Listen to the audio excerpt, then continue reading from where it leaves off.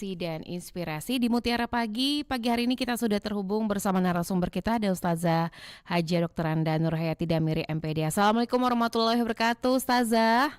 Waalaikumsalam warahmatullahi wabarakatuh. Sehat kabarnya Ustazah?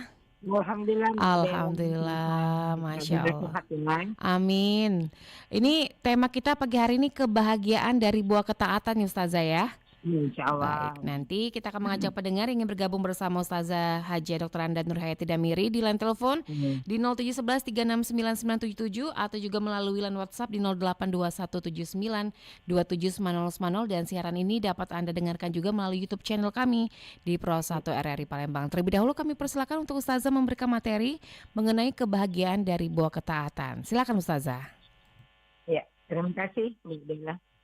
A'udzubillahi minasyaitonirrajim. Bismillahirrahmanirrahim. Assalamualaikum warahmatullahi wabarakatuh. Para pendengar Materi Pagi RRI P1 Palembang. Insya Allah dalam Allah. Semoga kita semua dalam keadaan sehat walafiat. Allahumma sholli ala sayyidina Muhammad wa ala sayyidina Muhammad. Semoga salawat kita semua sebagai terlimpahkan kepada sang junjungan kita Nabi Agung Nabi Mulia Rasulullah SAW, keluarga, para sahabat, dan orang-orang yang mengikuti sunnah beliau hingga akhir zaman. Para pendengar RRI Plus 1 Palembang yang sudah dengan Allah SWT pada pagi ini kita akan mengkaji satu tema yaitu kebahagiaan buah dari ketaatan. Yang seperti kita ketahui bahwa kebahagiaan ya artinya wujud daripada ketaatan kita kepada Allah Subhanahu wa taala. Jadi ketika kita menanamkan keyakinan bahwa ketaatan kita kepada Allah itu akan mewujudkan kedekatan kita kepada Allah, dan itu jalan utama kita menuju kebahagiaan yang hakiki, kebahagiaan yang diharapkan oleh seluruh makhluk hamba Allah yang di muka bumi ini, baik di dunia maupun di akhirat. Nah, artinya ketika kebahagiaan yang diartikan itu adalah bukan ketenangan sesaat atau bukan materi yang berlimpah, tapi kelapangan jiwa dan kedekatan kita kepada Allah Subhanahu wa taala. Penghambaan yang cukup luar biasa terhadap Allah Subhanahu wa taala, hati yang tunduk, hati yang tenang, dan itu semua akan menjadi jalan utama daripada sumber kebahagiaan sejati. Di dalam satu ayat surat Ar-Ra'd yang ke-28, surat yang ke-13, ayat yang ke-28. A'udzubillahi minasyaitonirrajim. Bismillahirrahmanirrahim. 13 ayat yang ke-28.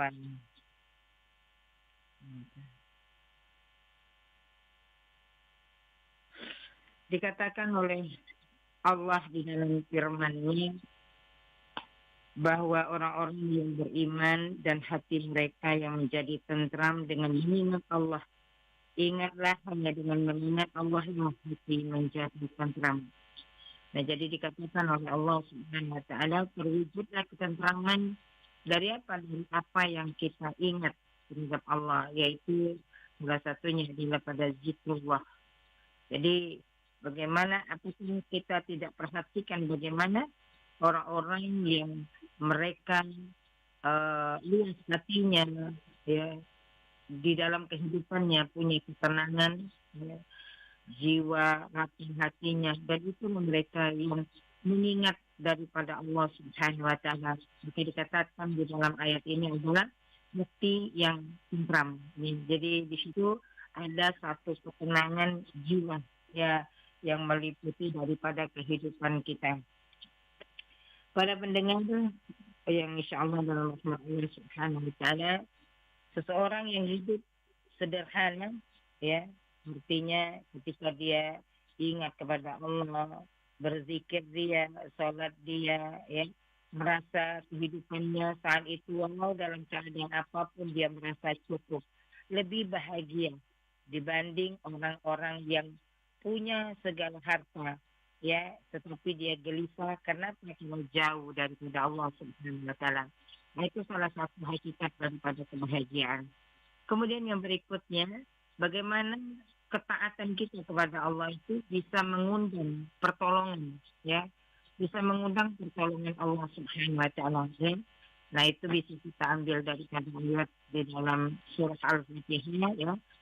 Iya karena budi wa iya nasta'in. Jadi ketika kita memohon kepada Allah, hanya menyembah kepada Allah, hanya ditutup kepada Allah Subhanahu wa taala, maka tidak ada kemungkinan yang terlewati. Artinya apa-apa pun yang kita uh, doa, apapun yang kita pinta, insya Allah akan kabulkan. Ya. Nah inilah kesulitan yang bisa mewujudkan daripada pertolongan-pertolongan Allah kepada hamba-Nya.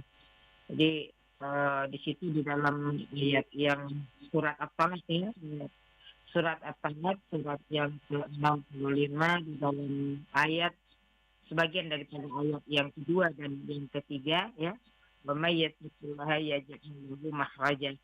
Jadi barang siapa yang bertakwa kepada Allah, niscaya dia akan menjadikan baginya jalan keluar dan memberikan rezeki dari arah yang tidak disangka-sangka. Nah, jadi artinya apa?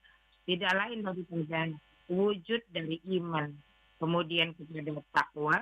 Ketika orang itu bertakwa, dia taat kepada Allah Subhanahu wa taala, maka dia mungkin melihat setiap apa yang datang kepadanya dari ujian Allah, ya, itu adalah sebuah hikmah dan pertolongan daripada Allah Subhanahu wa taala.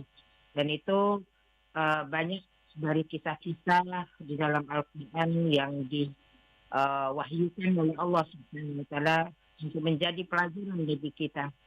Bagaimana kisah Nabi Nuh alaihissalam, bagaimana kisah Nabi Ibrahim alaihissalam. Ketika Nabi Nuh diperintahkan oleh Allah Subhanahu wa taala membuat kapal di atas bukit, secara logika manusia mungkin tidak masuk akal, tetapi ternyata Allah memberikan hikmah yang luar biasa sehingga di situ yang bukti daripada ketaatan seorang hamba kepada Allah Subhanahu wa taala.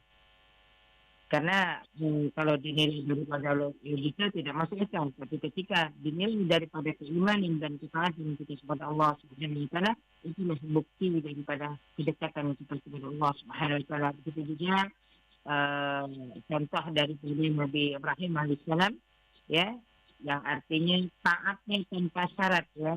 Artinya bahwa dia taat, ya, mengikuti perintah Allah Subhanahu wa taala, sehingga Allah pun memberikan hikmah. Alhamdulillah sampai hari ini kita masih mengikuti sunnah-sunnah dari apa yang sudah Allah syariatkan. Kemudian berikutnya bahwa ketaatan kepada Allah Subhanahu wa taala itu adalah bisa meningkatkan kualitas hidup seorang hamba Allah Subhanahu wa taala. Jadi ketika dia taat, merasakan kelapangan, ketenangan, ya, secara duniawi, kemudian dia menerima apapun yang dia dapatkan. Jadi di dalam surah An-Nahl, ya, ayat yang surat An-Nahl surat 16, ya, ayat yang ke-97, ya, dikatakan oleh Allah Subhanahu wa taala, barang siapa yang mengerjakan amal soleh baik laki-laki maupun perempuan dalam keadaan beriman, maka kata Allah kami pasti akan memberikan kepadanya kehidupan yang baik. Jadi kehidupan yang baik ini bukan hanya harta, bukan hanya jabatan, kedudukan dan lain sebagainya, tapi ketenangan. Di dalam kehidupan itu ada ketenangan, tidak ada kegelisahan yang sama sekali membuat dia ragu atau cemas, takut dan lain sebagainya. Tapi ketenangan ketika dia merasa dekat kepada Allah Subhanahu wa taala, itulah kebahagiaan yang sejati. Jadi, kalau kita memaknaikan secara artinya kedekatan kita kepada Allah Subhanahu wa taala. Kemudian ketaatan itu juga sebagai sumber kebahagiaan yang bisa menghindarkan kehidupan kita dari kehidupan yang sempit, dada yang sempit, gitu ya. hati yang sempit, ya, jiwa yang berkerdil gitu. Nah, ini artinya apa? Ini akan menjauhkan kita daripada kemaksiatan, ya, yang akan menjauhkan daripada rahmat Allah Subhanahu wa taala. Jika di dalam surah Toha, surah yang ke-20 ayat yang ke-124 Allah katakan, barang siapa yang berpaling dari peringatanku, maka sesungguhnya baginya penghidupan yang sempit.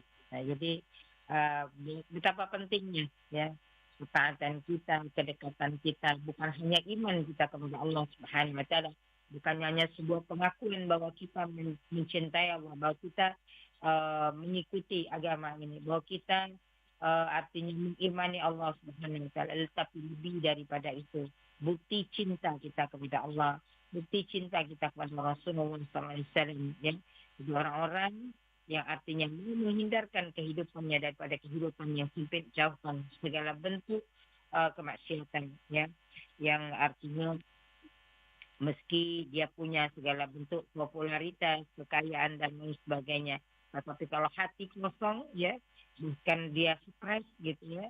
Nah, jadi inilah yang akan menjadi PR bagi hati kita. Jadi jangan merasa puas dengan apa yang kita miliki, bahwa apa yang kita miliki ini tidak lain daripada titipan Allah Subhanahu wa taala.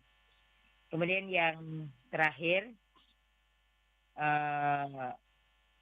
di situ dikatakan bahwa ketaatan, ya, juga akan menjadikan atau mewujudkan keselamatan diri kita. Maka di ayat 29 surat yang ke-13 tadi, itu dikatakan oleh Allah Subhanahu wa taala, jadi orang-orang yang artinya mereka apa istilahnya itu, taat kepada Allah Subhanahu wa taala, akan diarahkan kepada kehidupan yang baik, akhir kehidupan yang baik, insyaallah husnul khatimah. Nah, jadi ini ketaatan bukan hanya membuahkan kebahagiaan dunia, tapi keselamatan daripada akhirat. Kenikmatan abadi yang akan dirasakan oleh hambanya yang beriman, bertakwa, taat dan dekat kepada dirinya. Nah, di situ dikatakan di surat Al-Ghasyiyah, ya, surat Al-Ghasyiyah ayat yang ke-8 sampai 9, itu dikatakan pada hari itu wajah-wajah berseri-seri merasa bahagia karena usahanya di dunia. Jadi inilah yang menjadikan ketika kita taat kepada Allah, orang-orang yang beriman, orang-orang yang sembuh, ya, yang insya Allah wafat di dalam husnul khatimah, inilah orang-orang yang akan tenang. Artinya dalam arti bahwa ketika orang itu berharap untuk dekat kepada Allah, maka harapannya itu akan menjadi sebuah ketenangan yang meliputi hati dan jiwanya. Jadi bukan hanya dia senang karena dia punya segala apa yang dia miliki di atas bumi, tapi lebih daripada itu dia tenang. Ketika dia dekat sama Allah, ada kenyamanan, tidak ada kecemasan, tidak ada rasa ketakutan, apalagi keraguan, ya. Dengan takdir Allah Subhanahu wa taala, dengan apa yang dia jalankan hari ini, itu adalah yang Allah kehendaki atas dirinya. Allah alam bismillah. Ini tuh Mbak Dela. Baik, Ustazah. Kita terima telepon Ustazah ya di line telepon kami di 0711369977 atau juga melalui line WhatsApp di 0821 7927 bersama Ustazah Haja Dr. Anda Nurhayati Damiri. Assalamualaikum. Halo, assalamualaikum Mbak Bila. Waalaikumsalam warahmatullahi wabarakatuh. Bu Kusmini di Pulau Rimau. Silakan Ibu. Iya, assalamualaikum Ustazah Nurhayati. Ya. Waalaikumsalam, silakan. Waalaikumsalam warahmatullahi wabarakatuh. Sehat ya Ustazah. Sehat. Ini yang saya tanyakan Ustazah. Ya. Ini tetangga saya itu mau kurban Ustazah. Nah, kalau kurban itu di rumahnya harus selamatan nggak Ustazah? Syukuran. Nah, itu aja Mbak Bella, Ya. Ustazah. Assalamualaikum warahmatullahi wabarakatuh. Waalaikumsalam warahmatullahi wabarakatuh. Silakan Ustazah. Ya, baik. Terima kasih kepada Ibu. Siapa tadi? Kusmini ya? Bu Kusmini di Pulau Rimau. Ya, Bu Kusmini di Pulau Harimau. Alhamdulillah, semoga sehat selalu ya. Amin, amin ya Allah. Silakan. Jadi ini ketika dikatakan dia berkurban, apakah perlu dia syukuran? Lah itu kurban itu syukuran juga. Kurban ini mengorbankan ya, ketika kita mengorbankan satu hewan ternak ya, kambing atau tadi itu domba ataupun sapi ya. Jadi intinya dia sudah berkurban. Itu pun sudah menyatakan syukur kita kepada Allah. Jadi kita tidak perlu kita rame-rame yang undang orang bahwa kita mau kurban, bahwa kita mau mengorbankan misalnya sapi, kita harus biasa. Jadi artinya dengan seperti itu juga adalah tanda syukur kita kepada Allah. Tinggal kita melapaskan niat kita dengan bismillah, aku berkorban untuk diriku, untuk keluargaku ya, baik yang sudah meninggal ataupun yang masih hidup. Jadi begitu saja ya, Allah alam. Baik, di belakang Bu Kusmini di Pulau Rimau di 369977 untuk Anda yang masih ingin bergabung bersama kami. Pro 1. Assalamualaikum. Halo, Assalamualaikum. Waalaikumsalam Mbak Dela. Pak Abu Bakar Jawi, silakan Pak Abu. Ya, terima kasih Mbak Dela. Assalamualaikum Ustazah. Waalaikumsalam. Waalaikumsalam warahmatullahi wabarakatuh. Ustaz, apa kabar? Alhamdulillah sehat ya. Amin ya Allah. Begini Ustazah, jadi sebelumnya minal aidin wa faizin pada saat Idul Adha nanti Ustazah. Halo Ustazah. Ya, siap. Ya. Begini Ustazah. Jadi kebahagiaan yang hakiki itu di mana Ustazah? Terletak di mana kebahagiaan yang hakiki itu? Ya itu aja Ustazah. Terima kasih. Assalamualaikum. Baik, Waalaikumsalam warahmatullahi wabarakatuh. Silakan Ustazah. Ya, terima kasih. Alhamdulillah ya, insyaallah pertemuan memotivasi ya.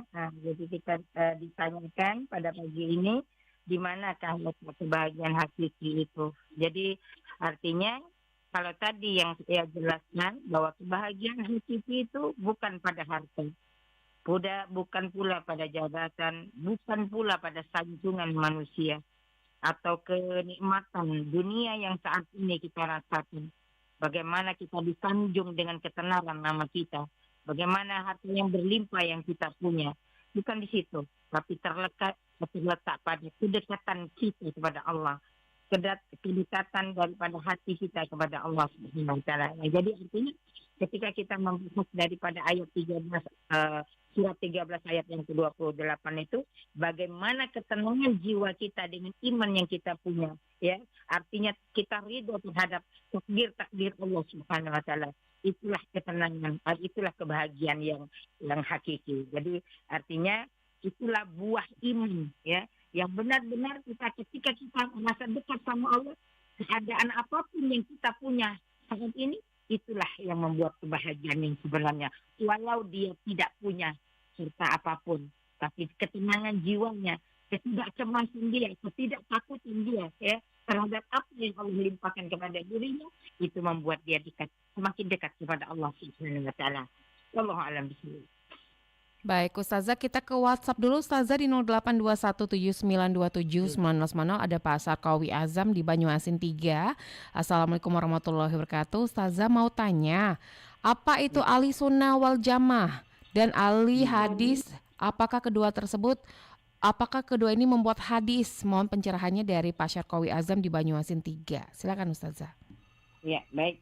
Apa yang dimaksud dengan sunnah wal jamaah ya? Iya, dengan ahli hadis. Ya, ahli hadis. Oke.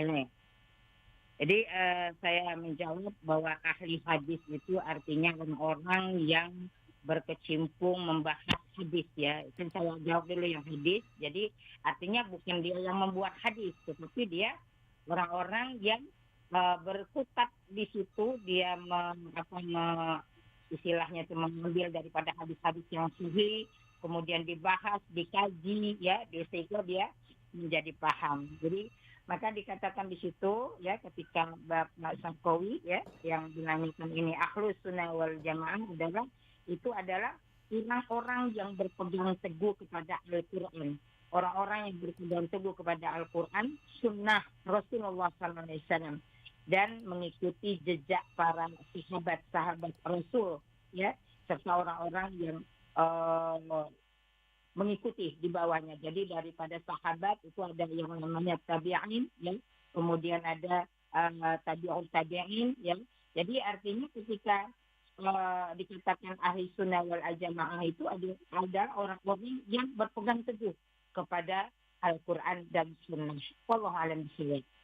Baik, di belakang Pak Syarqawi Azam di Banyuasin di line telepon di 0711369977. Kami persilakan untuk Anda yang ingin bergabung bersama Ustazah Haja Dr. Anda Nur Hayati Damiri MPD dengan tema kebahagiaan dari buah ketaatan. Baik, kita terima telepon kembali. Pro 1, Assalamualaikum. Waalaikumsalam warahmatullahi wabarakatuh. Sukiman Ahmad, Pasar Kuto. Pak Sukiman di Pasar Kuto, silakan Pak Sukiman. Barakallah Ustazah. Ya, Masya Allah Ustaz. Masya Allah. Wabarakallahu fiik. Ustazah, Ya. kita ini sudah dekat kepada Allah. Mm-mm. Tapi banyak yang belum paham masalah dekat dan jauhnya kita dengan Allah. Sedangkan Allah itu setarian napas pun tidak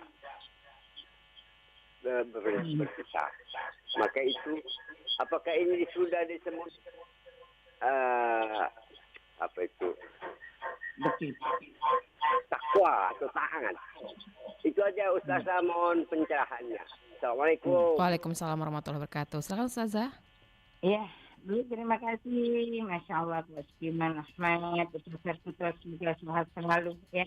Amin. Jadi makna kedekatan kita kepada Allah itu ya seperti kata Pak Sukiman tadi, Pak Ustaz, bahwa ya, setarikan nafas itu apakah itu merupakan satu kedekatan. Jadi artinya apa? Setarikan nafas itu bahwa kita maksudnya dekatnya Allah kepada kita, ya, dekatnya Allah kepada kita. Maka itu belum tentu dekatnya kita kepada Allah Subhanahu wa Ta'ala. Jadi secara umum, ya, bahwa Allah dekat kepada kita itu seperti Allah mengatakan apabila hamba-hambaku bertanya tentang aku maka jawab sesungguhnya aku dekat. Bahkan di surat Qaf dikatakan bahwa aku dekat lebih daripada urat leher mereka. Nah, jadi dikatakan di situ bahwa secara khusus kedekatan kita kepada Allah itu ditentukan daripada ketaatan kita, ya.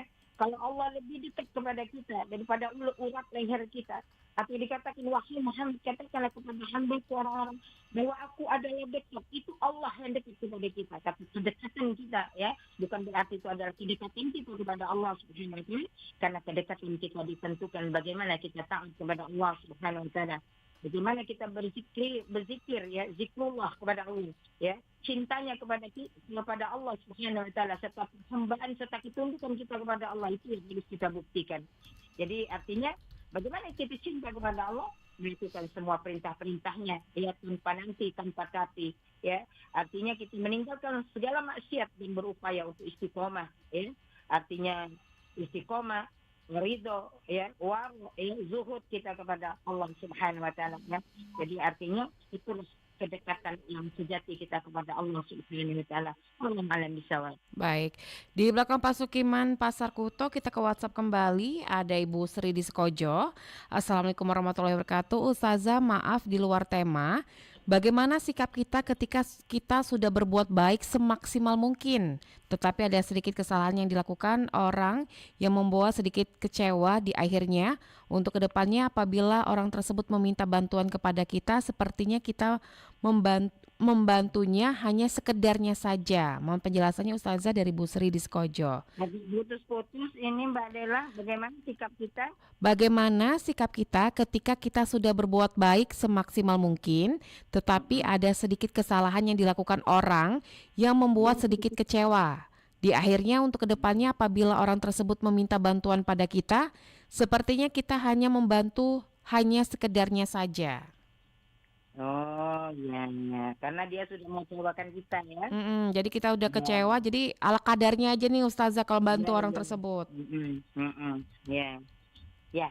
Jadi ini apa sih bentuk sikap ini kepada orang yang sudah artinya yang sudah mengecewakan kita, padahal kita dulu artinya ya tidak ada tidak ada jeda lah sama orang ini. Jadi inilah yang kadang-kadang perlu sekali ya seperti di dalam surat Ali Imran ayat yang ke-134 itu 133 sampai 134.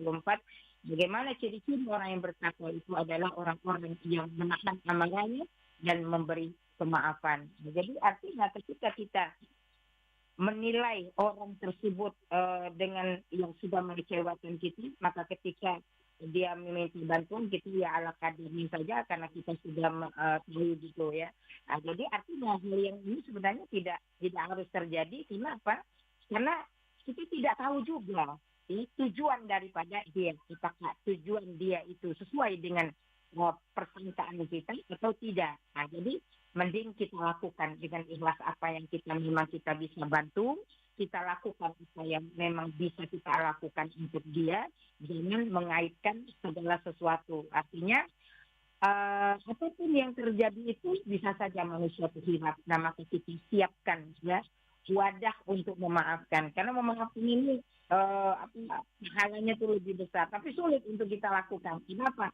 Ini sifat manusia ini adalah orang yang terlalu, apalagi kita sudah masuk umur 50-60 itu sudah banyak sekali bapernya gitu ya. Jadi jangan buru-buru kita membalas dengan segala sesuatu, karena apa? Boleh jadi itu adalah cara Allah untuk meningkatkan iman kita, cara Allah untuk menguji daripada kita sendiri. Jadi paling kita doakan kebaikan untuk mereka ya, agar apa? Agar hubungan silaturahmi itu tetap baik. Boleh jadi dia melihat dengan sikap kita sehingga dia akan menjadi mungkin lebih baik lagi daripada harapan kita. Nah ini juga akan menjadi introspeksi kita. Siapa tahu dia adalah orang yang diturunkan oleh Allah Subhanahu Wa Taala untuk menguji iman kita. Allahumma sholli. Baik, di belakang Bu Sri Diskojo, silakan pendengar ingin bergabung kembali dan kami informasikan saat ini 42 menit beranjak dari pukul 5 waktu Indonesia Barat, dan ya kita ke WhatsApp kembali. Ustazah, ada Pak Zulkarnain di Palembang. Assalamualaikum warahmatullahi wabarakatuh. Ustazah, maaf kalau di luar tema. Pembagian harta waris untuk anak laki-laki dan perempuan berbeda.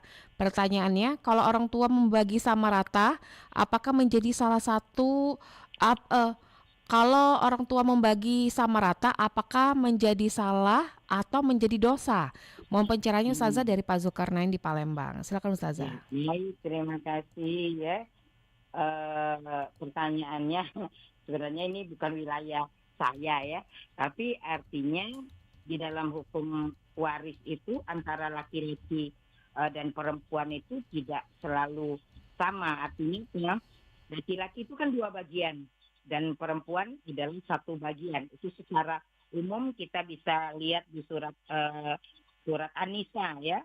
Bapak siapa tadi? Pak Zulkarnain ya? Iya. Ya, Pak Zulkarnain itu bisa lihat di surat An-Nisa ya. Ayatnya yang ayat berapa ya? Ayat 11 ya. Nah, di situ dikatakan pembagian warisan untuk anak-anakmu, yaitu bagian seorang anak laki-laki sama dengan 2 bagian daripada anak perempuan. Jadi artinya apa? Tidak sama. Kecuali artinya segala sesuatu sudah dipertimbangkan dengan keikhlasan dari masing-masing anak, yaitu tidak jadi masalah. Tak artinya apa? Kesepakatan. Tapi ketika itu dibagikan secara umum kita, maka bagian daripada anak laki-laki itu lebih besar daripada anak perempuan. Nah, jadi ini penting kita pahami, dan ketika kita tidak bisa membaginya secara adil atau tidak bisa membaginya secara sempurna sesuai dengan syariat Allah Subhanahu Wa Taala, nanti Bapak bisa lihat dari surat An-Nisa ayat 11, 12 ya. Nah itu artinya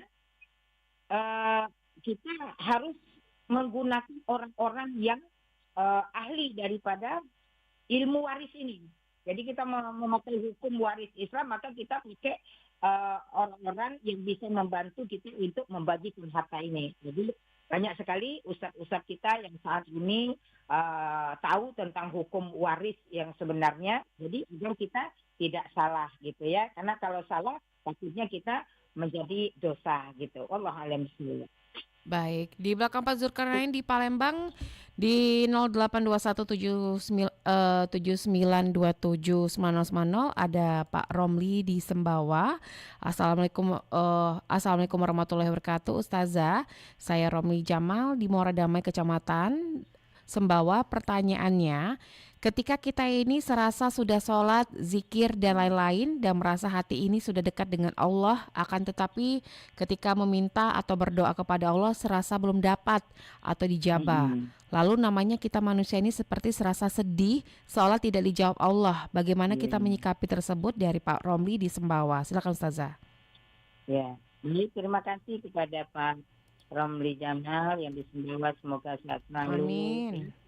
Jadi memang ada rasa diri kita. Kita kan namanya manusia itu dengan segala keadaan dan kondisi. Jadi kita merasa sudah dekat sama Allah, udah sholat gitu kan, sudah baca Al-Quran ya. Ketika berdoa merasa belum dikabulkan. Nah terus ada timbul di dalam hati kita ini ada rasa kita sedih gitu kan, rasa ada juga putus asa, ini kenapa gitu ya, kok Allah masih belum juga kasih jalan gitu. Itulah perasaan kita sebagai seorang manusia yang menghambakan, yang tunduk kepada Allah Subhanahu wa taala dengan penuh harapan. Dan tetaplah kita menghamba atau menundukkan diri kita kepada Allah, artinya tanpa merasa apapun diri kita bahwa kita sudah disepelekan atau kita Allah tidak sayang. Jangan. Karena apa? Itulah cara Allah menguji cinta hambanya. Jadi artinya apa menguji cinta ini? Bahwa kita bilang cinta kita kepada Allah. Sama seperti kita mencintai seorang suami. Suami mencintai seorang istri. Tapi dia tidak mau hanya sekedar di mulutnya saja. Pengakuannya saja. Mana bukti cintamu? Kata suami, mana bukti cintamu? Kata istri juga, mana sih bukti cintamu? Artinya apa? Berikan ini tandanya tanda cinta itu. Nah sama seperti Allah Subhanahu wa taala, kalau engkau cinta kepadaku, kata Allah Subhanahu wa taala, maka di dalam surat Al-Baqarah ayat 186, apapun itu katakan ya Muhammad, apapun yang mereka minta kepadaku, katakan aku dekat. Artinya apa? Allah akan kabulkan. Tapi di ujung ayat itu dikatakan, tapi penuhilah perintahku. Nah, jadi artinya apa? Kita penuhi perintah Allah Subhanahu wa taala. Suruh salat, kita salat, suruh ngaji, kita ngaji, suruh infak, kita suruh sedekah, suruh kurban. Kalau kita mampu, kita berkurban. Kita berbuat baik, kita menjaga silaturahim ya kepada siapa saja yang terdekat ataupun tetangga dan lain sebagainya. Nah, jadi dengan cara seperti itu kita sudah penuhi. Ketika apa yang kita pinta itu belum dikabulkan, artinya bisa jadi doa itu belum tepat untuk saat ini. Bisa jadi itu tabungan kita di akhirat kelak. Jadi artinya bahwa jangan sedih. Memang sedih itu adalah bentuk kejujuran hati kita, ya. Jadi sedih itu adalah kejujuran hati kita. Teruslah berharap kita kepada Allah. Kenapa? Allah sedang menguji iman kita. Teruslah, jangan pernah putus asa, ya. Karena kata Allah Subhanahu wa ta'ala di dalam surat Yusuf itu di ayat yang ke-87, orang yang putus asa itu adalah orang-orang yang kafir. Jadi kita tidak boleh berputus asa. Teruslah, siapa tahu ini akan menjadi tabungan-tabungan kita untuk di akhirat. Teruslah ridho dengan takdir-takdir Allah. Teruslah kita berharap terus kepada Allah Subhanahu wa ta'ala. Jangan pernah berubah, tapi terus bertambah ketundukan dan penghambaan kita kepada Allah Subhanahu wa ta'ala. Allah alam bisawab. Baik, di belakang Pak Romli di Sembawa di 369977. Pro 1, Assalamualaikum. Halo. Halo, dengan siapa di mana nih Pak? Dari Batu Raja. Siapa namanya Pak? Dari Bang Kiwai di Batu Raja. Bang Kiwai di Batu Raja, silakan Pak. Ya mau tanya, bagaimana kalau orang nggak nyampaikan amanat itu? Padahal amanat penting, apakah itu besar dosanya? Itu aja. Baik. Ustazah yang tanya. Terima kasih waktunya. Assalamualaikum. Waalaikumsalam warahmatullahi wabarakatuh. Silakan Ustazah. Ya, Bang Kiwai, Masya Allah, ini baru pertama kali kayaknya ya. Iya. Baik, terima kasih Bang Kiwai. Pertanyaannya, bagaimana orang yang tidak menyampaikan amanah ya. Nah, padahal amanah itu penting gitu ya, Masya Allah. Nah, jadi kalau di surat Al-Mu'minun itu ya, qad aflahal mu'minun ya. Beruntunglah orang-orang yang beriman. Siapa orang-orang yang beriman itu? Mereka dijanjikan surga Firdaus ya. Salah satunya orang yang menyampaikan amanah. Jadi di surat Al-Mu'minun ayat 1 sampai yang ke-11 itu adalah ciri-ciri orang yang mendapatkan surga Firdaus. Ya. Jadi orang-orang yang tidak menyampaikan amanah itu titipan atau kepercayaan atau tanggung jawab lah artinya ya. Nah jadi artinya itu amanah. Jadi ketika kita tidak menyampaikan amanah itu berdosa kita karena itu adalah titipan gitu. Sama seperti Allah menitipkan segala sesuatu tapi tidak kita jaga. Nah, sama lah seperti itu ya. Nah jadi maka ada sebagian daripada hadis Rasulullah SAW, tidak ada iman bagi orang yang tidak dapat dipercaya dan tidak ada agama bagi orang yang tidak menepati janji. Nah jadi amanah itu artinya harus disampaikan kepada yang berhak menerimanya. Jadi ini adalah termasuk perintah ya. Allah juga memerintahkan sesungguhnya Allah menyuruh kamu menyampaikan amanah kepada siapa? Kepada yang berhak menerimanya. Dan itu adalah perintah Allah Subhanahu Wa Taala. Jadi ini termasuk apa ini? Salah satu daripadanya adalah tanda-tanda orang munafik gitu ya. Apa yang munafik itu? Jadi apabila berkata dia berdusta, apabila dia berjanji dia mengkhianati, dan apabila diberi amanah dia berkhianat ya. Artinya disuruh menyampaikan amanah dan itu tidak disampaikan. Nah jadi maka orang-orang yang seperti ini ketika dia di dunia, nah itu rusak hubungan sosialnya itu kan. Nah dan di akhirat bagaimana? Dia akan membawa dosa yang besar. Hal yang besar.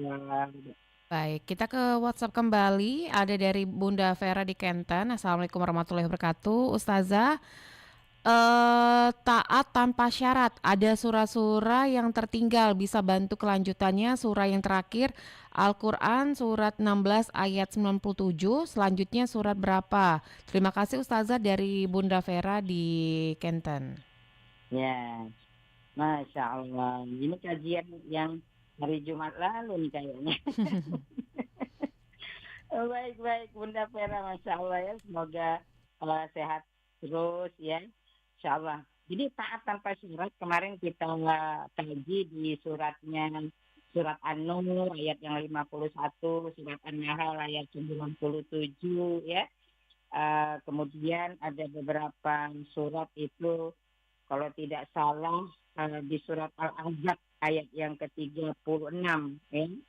Jadi itu taat tanpa syarat adalah bentuk cinta dan keyakinan. Jadi ketika seorang hamba itu benar-benar yakin bahwa Allah Subhanahu Wa Taala itu bijaksana, Maha Penyayang, maka ketaatan tidak memerlukan syarat apapun. Jadi artinya orang yang taat tanpa syarat itu apa saja yang diperintahkan oleh Allah lakukan. Jangan tapi, jangan nanti, jangan kalau bahasa Palembangnya, jangan kaget. Kaget belang nunggu sholat ini masih jam 12, kaget jam 2 juga masih nak zuhur gitu kan. Kemudian nantilah sedekah kalau aku punya uang 10 juta. Enggak sedekah kita uang sampai 10 juta sedekah pula kita ya. Nah, jadi artinya bahwa kan taat tanpa syarat itu artinya Pak, suaminya, wafihnya. Kami dengar, kami taat. Inilah sikap daripada sahabat-sahabat Nabi Sallallahu Alaihi Wasallam, puncak iman dan takwanya. Inilah kepatuhan kita kepada Allah Subhanahu Wa Taala.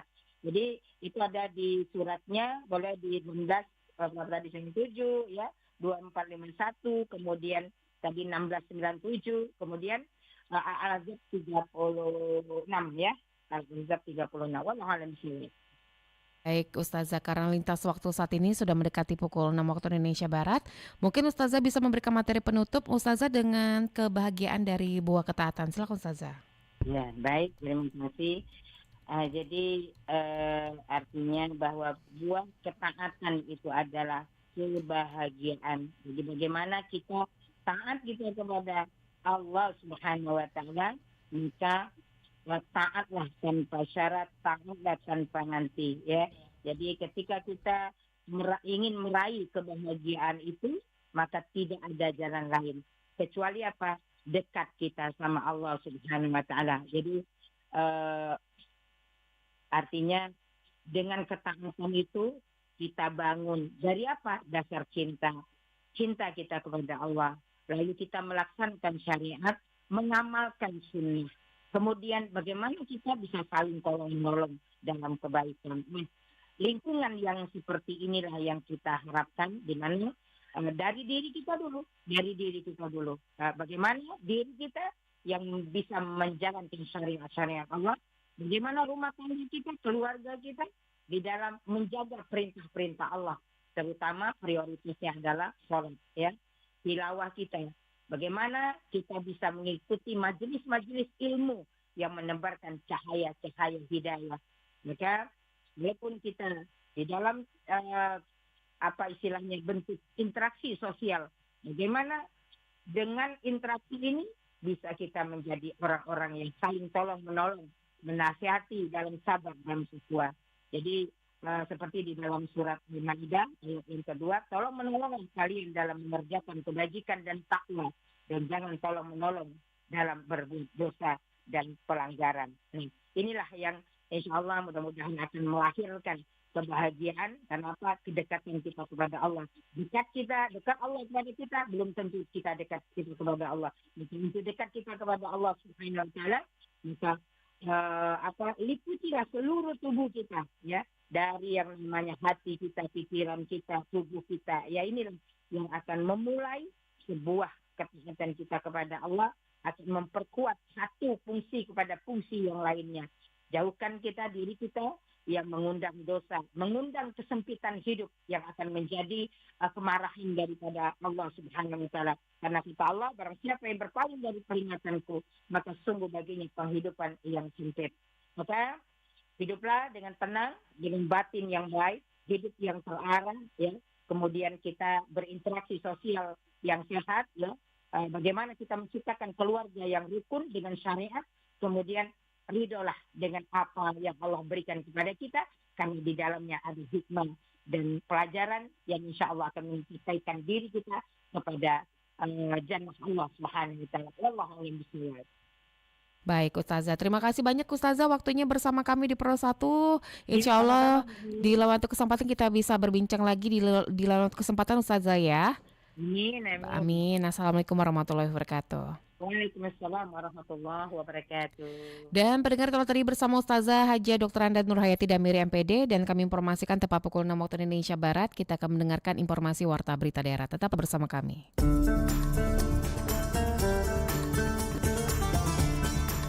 Baru saja Anda ikuti Mutiara Pagi. Terima kasih untuk kebersamaan Anda. Sampai jumpa.